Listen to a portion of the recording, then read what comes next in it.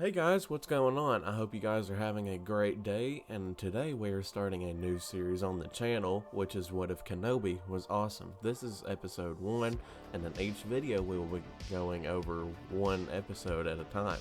So like episodes 1 through 6, that'll be done in 6 videos. Hope you guys enjoy. Thank you. We start off this journey with a not-so-happy Palpatine contacting his apprentice, Darth Vader. He confronts him on the failure of his Inquisitors, as it is nearing an entire year since their last successful hunt. It seems you are having a bit of trouble with your Inquisitors, Lord Vader. Yes, Master. I am growing impatient with them. As you should. I warn you, Lord Vader.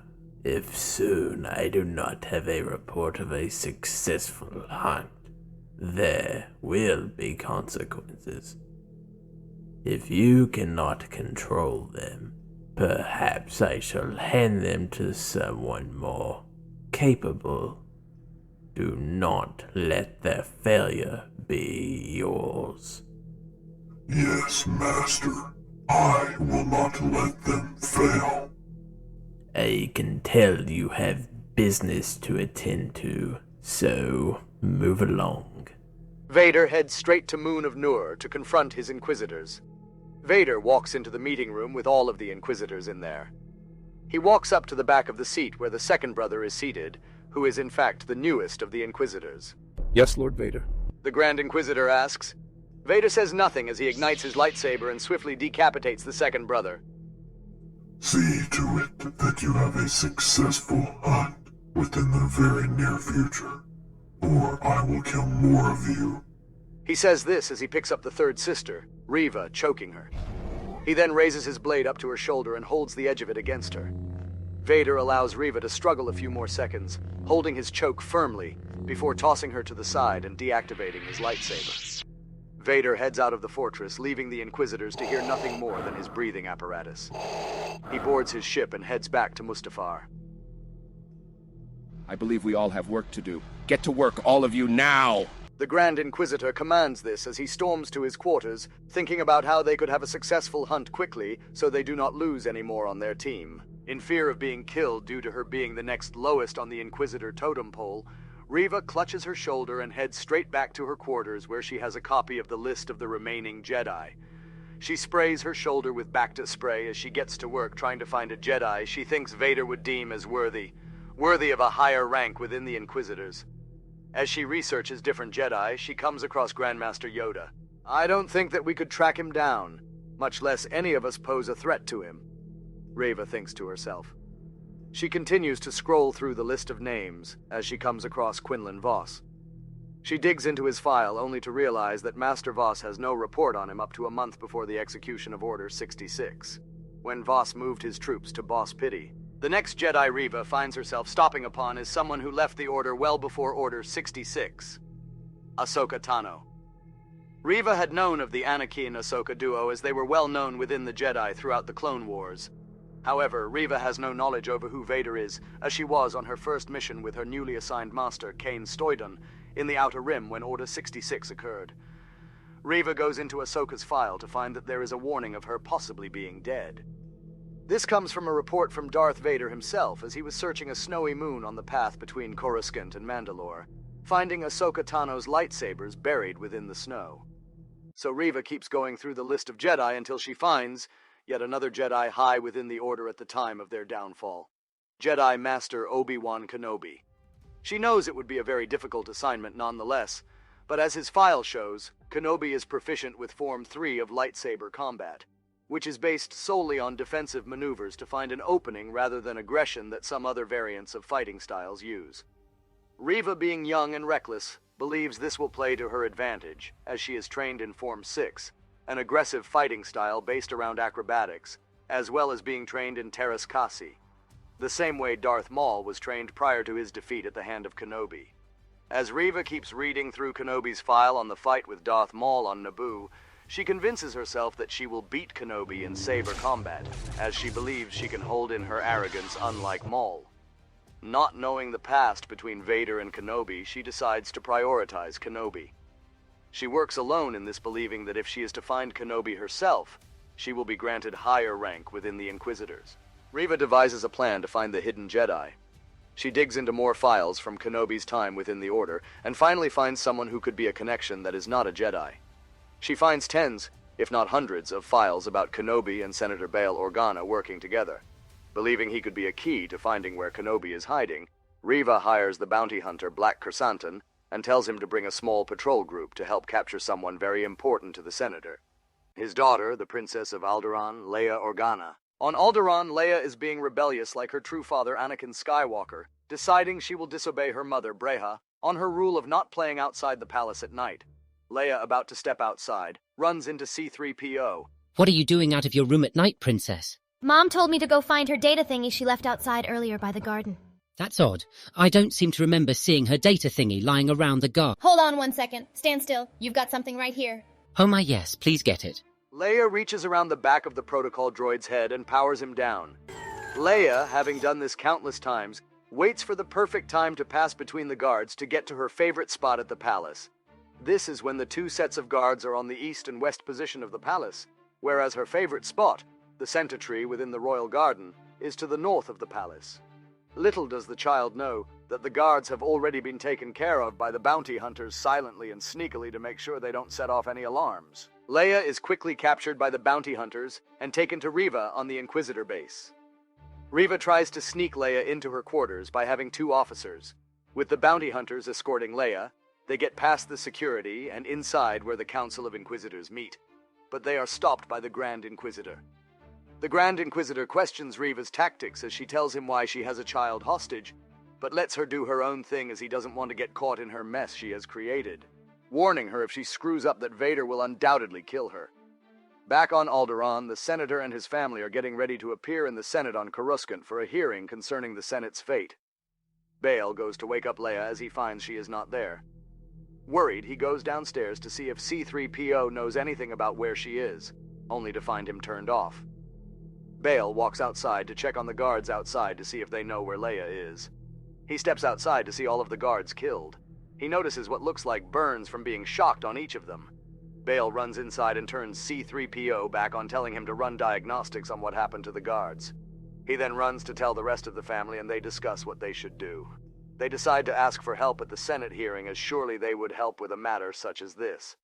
As they get to the Senate hearing, they rise their platform as soon as they can. Now let us get started on the issue concerning whether or not we should disband the Senate. Masamita says as Bail interrupts. I am sorry, Vice Chairman Amida, for the interruption, but I need the attention of all people of the Imperial Senate. We need your help.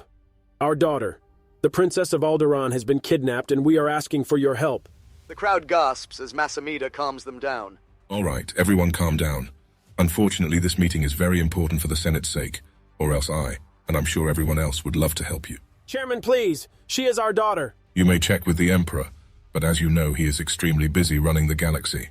Best of luck to you, Senator Organa.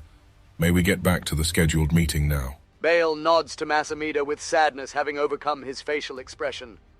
As they continue with their Senate meeting, Bail informs his family that he will go to the Emperor's office immediately. Bail leaves the Senate hearing alone and heads straight to the Emperor's office. He then consults Palpatine over the matter. Emperor, I assure you I need as much help as I can Yes, I am aware of the situation. I was informed by listening in on the Senate hearing. As you know, I am very busy, which is why I, myself, could not make it to the hearing.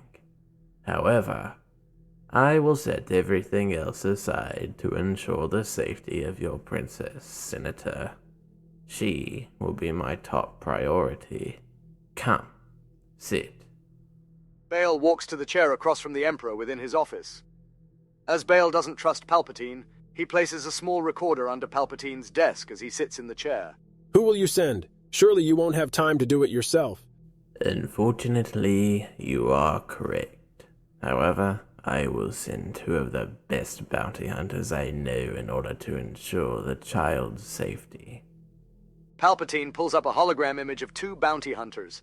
He asks what Bail thinks about having Boba Fett and Dengar at his service to protect his child. Bail agrees to the deal, telling Palpatine to hire the bounty hunters quickly as he fears for his daughter's life. Palpatine reassures Bail that the bounty hunters will make quick work of this mission and deliver her back to the palace on Alderaan. Bail thanks the Emperor, and the Emperor tells him they have much work to do, so he needs to get to it. Bail leaves the room, and Palpatine channels Vader as he sits on his throne on Mustafar. Palpatine tells Vader about the situation. Lord Vader, I sense that the person behind this matter is someone close to us. An ally, perhaps. Although I am unsure of why, this poses a threat to the princess and the feel of security within the Empire. Find the one behind it all and give them proper punishment. As you wish, Master. The Emperor hires the two bounty hunters, but they have concern over who the bounty is. Dengar questions as Palpatine informs the both of them that he does not require her death, only her rescue and protection back to Alderaan. This should only be a one-man job. I don't need... Silence, bounty hunter. I believe this will require the both of you, if not more. But I'm sending you two to start. If it's who I think it is behind this, you will be dealing with multiple threats. If you succeed, I'm sure Senator Organa will have you a surplus of credits. Bail has been listening to what has been going on in Palpatine's office, and is worried about what may happen to his daughter. Leaving him no other choice, he goes back to his ship, and contacts Yoda and Obi Wan through their comlink channel to let them know what has happened. We cut to seeing Yoda on Dagobah levitating boulders while meditating. As he senses that something bad has happened, he lets the boulders settle to the ground and goes over to his hut. Yoda moves his blanket, which is Qui-Gon's old robe, to unveil a small container, within holding his comlink blinking as if there is a call. We then see Obi-Wan doing his usual training on Tatooine, which is defending the homestead from Tusken Raiders. As he finishes the day's fight, he goes back to see the comm blinking. It's Bail Organa and Yoda. To what do I owe the surprise? Obi-Wan says sarcastically. Leia has been kidnapped. For what reason? I do not know. I have confronted Palpatine with the situation, and he is sending two bounty hunters, Boba Fett and Dengar, to rescue my daughter. But there's more. Palpatine told them to be cautious, which is why he's sending the two of them, because he believes it's someone dangerous. This is why I have come to you. I'm asking for your help, Obi-Wan, to make sure Leia gets home safe, as well as Master Yoda's consent for you to help. Ignore this matter. We cannot. Have a plan, do you? Do you not have anyone else that could help in this situation? Do not misunderstand me. I care very much about the fate of Leia, but I cannot just leave the boy here alone. There are too many threats. That's why I have come up with a plan. I have the technology here on Alderaan to change your appearance to Dengar or Fett's, as you did once years ago with Rocco Hardeen. For obvious reasons, this technology would not work on Yoda or Ahsoka. Obi-Wan interrupts. Why did you mention Ahsoka? Do you have her contact? Yes, she is helping our cause. The need for the rebellion with me and many others. I can have her watch over the boy, while you take the place of one of the bounty hunters and guide Leia back home safely. We need you, Obi-Wan. You may be the girl's last hope. More to say you have. Clear it is. You're right. I have learned of a terrible truth. There is another imminent danger on this mission. Vader is being sent to investigate why the person behind this took Leia and deal with them. Obi-Wan is shook to his core. He remembers the name Vader from seeing the recording of Anakin being knighted as a Sith by Palpatine years ago. Obi-Wan's face is emotionless as Yoda chimes in. Unfortunate news this is. Apologize I must, Obi-Wan. This is also why I fear for her life. Ahsoka is already on her way to Tatooine. I believe the bounty hunters will be on their way here to review the security footage to get any sort of lead on the mission. Please, Obi-Wan, can I count on you to be here? Obi-Wan gets a grip over his emotions and quickly responds, I will head to Alderaan immediately. I will help rescue the girl, I promise. Bail thanks Obi-Wan as he leaves the comm chat.